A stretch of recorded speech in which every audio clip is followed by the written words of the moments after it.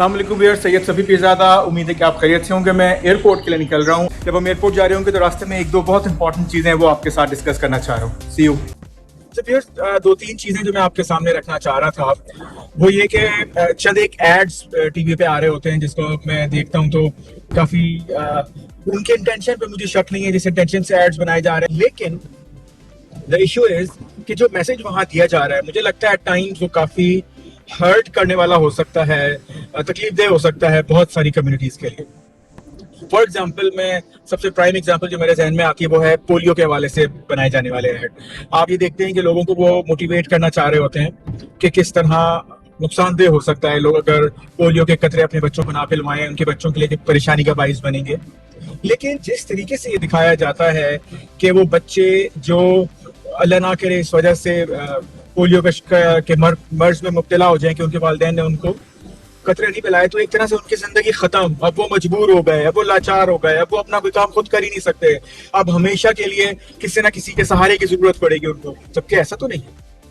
हम देखते हैं हमारे आसपास, मेरे जानने वालों में ऐसे लोग मौजूद हैं। और फिर सिर्फ पोलियो नहीं, वो माजूरी जिस्मानी तौर पे कोई थोड़ी बहुत कमी बेशी वो तो किसी भी वजह से आ सकती है, तो एक्सीडेंट की वजह से भी आ सकती है। आप ये बात जरूर कर सकते हैं कि लोगों की क्वालिटी ऑफ लाइफ वो यकीनन मुतासिर होगी, इसको आप हाईलाइट कर सकते हैं। बाकी आपने मेडिकल इश्यूज उसके तौर पे उसको एक्सप्लेन आपको करना चाहिए। उसको अगर आप मजहबी हवाले से हाईलाइट करना चाह रहे हैं कि कितना इंपॉर्टेंट है कि वालिदैन अपना ये फरीजा पूरा करें, उस हवाले से करें, वो किया भी जाता है काफी हद तक। लेकिन उसके शुरू में जो वो मैसेज है जहां फॉर एग्जाम्पल दिखाया जा रहा है कि वो बच्चा सिर्फ बैठा हुआ देख रहा है दूसरे बच्चों को, वो कुछ नहीं कर सकता, ऐसा तो कतई नहीं है।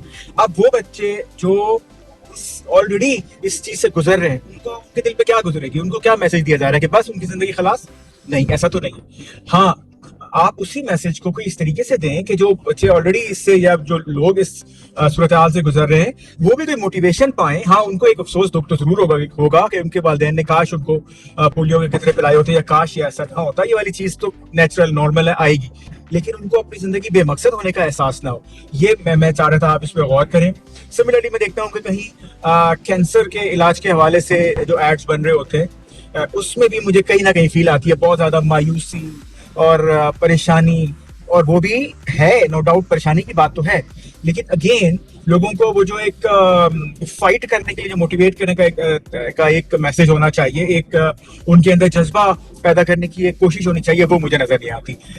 सिर्फ इस वजह से आप लोगों से चंदा वसूल करें कि लोगों की मायूसी को देख के लोगों का दिल नरम हो, ये कोई बहुत मुझे लगता है कि अच्छा तरीका नहीं है। लोग ऑलरेडी ये जानते हैं कि कैंसर एक मुश्किल बीमारी है, फाइनेंशियली बहुत टफ होती है, फिजिकली, बायोलॉजिकली, साइकोलॉजिकली बहुत टफ होती है। लोगों को आइडिया है, तो उसको बहुत ज्यादा प्रमोट करने की बजाय लोगों का जो जज्बा है चंदा देने का, उसको उजागर करने के लिए आप बात करें, वो बहुत जरूरी है, रेदर देन मायूसी की शक्ल वो दिखाना, गुर्बत की शक्ल पेश करना। बहुत ज्यादा जो भी हमारी है, चाहे WHO ऐड बना रहा है, चाहे महकमा सेहत ऐड बना रहा है, एक बड़ी अच्छी अपॉर्चुनिटी है एक पॉजिटिव मैसेज देने की, इवन उन लोगों के लिए जो इस चीज से सफर कर रहे हैं किसी भी हवाले से, कि आप बेशक ये हो गया है, अब it can't be reversed unfortunately, लेकिन still you can live a very healthy and very positive life. ये एक छोटा सा मैसेज हो सकता है। और दूसरी तरफ एक मैसेज उन लोगों के लिए हो सकता है जो हम सब हैं, जो शायद उस सूरत हाल से नहीं गुजर रहे, लेकिन हमारे इर्द गिर्द, हमारे जानने वाले, हमारी फैमिली में, हमारे दोस्त अहबाब में, हमारे शायद क्लास फेलोज में, हमारे कुलीग्स में कोई ऐसे लोग हैं,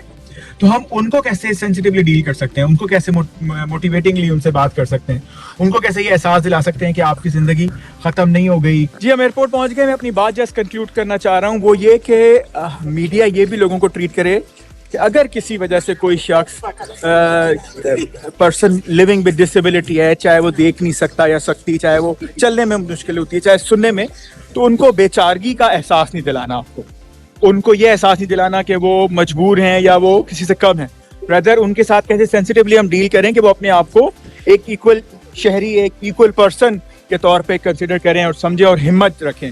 अगर उनको बहुत ओहो क्या हुआ, बड़ा अफसोस हुआ, ये तो ना होता, तुम्हारे वालिदैन ने ऐसा जुल्म कर दिया और तुम तो अब कुछ नहीं कर सकते, ये तमाम बातें, तुम्हें कोई ज़रूरत हो तो मुझे बताना, मैं तुम्हारी मदद करूंगा, ये वाली एहसास बातें जो है ना, अगेन मैं कहूँगा नीयत आपकी बुरी नहीं है, लेकिन इन बातों से ये एहसास ज़रूर उजागर होता है किसी के अंदर हो सकता है कि शायद اب میں بہت ساری چیزیں خود نہیں کر سکتا, جبکہ آپ یہ دیکھتے ہیں کہ ہمارے ارد گرد بہت ساری ایسی بہترین ایگزامپلس موجود ہیں جہاں ہر طرح کے چیلنجز کا سامنا کرنے کے باوجود لوگ ایک بہت ہیلدی اور انڈیپینڈنٹ لائف گزارتے ہیں اور اپنے بارے میں, اپنی زندگی کے بارے میں خود فیصلے لیتے ہیں اور لوگوں کی محتاجی کی راہ نہیں اپناتے. لیکن کچھ ایسی ایگزامپلس بھی ہیں جو بالکل دل چھوڑ دیتے ہیں اور لوگوں پہ محتاج ہونے لگتے ہیں.